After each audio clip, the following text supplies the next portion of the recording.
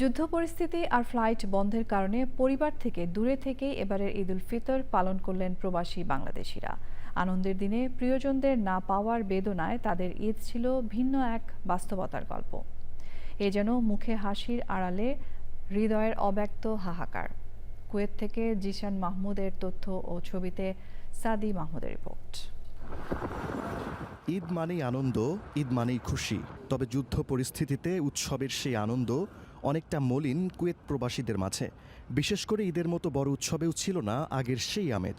Flight বন্ধ থাকায় দেশে ফিরতে পারেননি হাজারো প্রবাসী। ঈদ মানে একটা আনন্দ, এই আনন্দের মধ্যে আমরা যে আজকে নামাজ পড়ছি, নামাজ পড়া অবস্থায় সতর্কবার্তা সাইলেন্ট বাজে উঠলো যে বর্তমানে জানার মধ্যে হচ্ছে যে একটি ক্লান্তি পার করতেছে। ওটার কারণে আজকে যে আনন্দ হওয়ার কথা, আসলে আমরা ওই আনন্দ ঈদ উদযাপনটা করতে পারিনি। কুয়েতে অনেক গন্ডাগোল যুদ্ধ লাগে গেছে, তো এই কারণে ঈদটা যেভাবে উদযাপন করার কথা ছিল ঠিক এইভাবে হয়নি। আলহামদুলিল্লাহ এখনো যেভাবে আছে আলহামদুলিল্লাহ ভালোই আছি। বর্তমান পরিস্থিতিতে এবার ঈদের নামাজ আদায় করলাম কুয়েতে মাটিতে। যাক আলহামদুলিল্লাহ দ্বিতীয়তম ঈদ কাটাইলাম কুয়েতে। প্রিয়জনদের সঙ্গে দূরত্ব ঘোচাতে ভরসা ছিল প্রযুক্তি। ভিডিও কলে পরিবারের সঙ্গে ঈদের শুভেচ্ছা বিনিময় করেই কাটিয়েছেন অনেকে। তবে সীমাবদ্ধতার মাঝেও সহকর্মী ও বন্ধুদের সঙ্গে ছোট পরিসরে ঈদের আনন্দ ভাগ করে নেওয়ার চেষ্টা করেছেন প্রবাসীরা।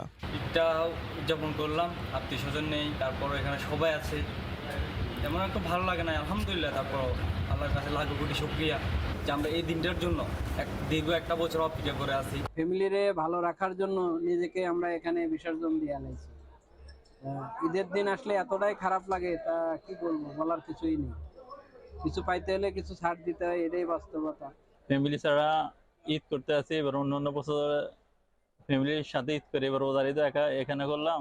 কারো কারো ঈদ কাটে কর্মস্থলে, এর মাঝে তারা খুঁজে ফেরেন ঈদ আনন্দ। এ যেন মুখে থাকা হাসির আড়ালে হৃদয়ের অব্যক্ত হাহাকার। সাদি মাহমুদ, চ্যানেল আই।